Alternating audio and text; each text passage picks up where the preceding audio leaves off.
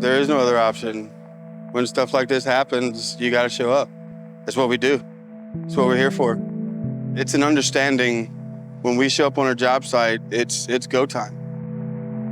Every guy that we have on our team is very knowledgeable at multiple levels of different trades. When you get that kind of group of people together, what you see is what you get. You get to see a human sense in every aspect, from being a good person, from seeing somebody in their worst imaginable time and being able to provide a service, even if it's just going to get a bottle of water out of the cooler and bringing somebody that's sitting on the curb that just lost everything. And it's like, we're here to serve these people that just went through the worst imaginable time.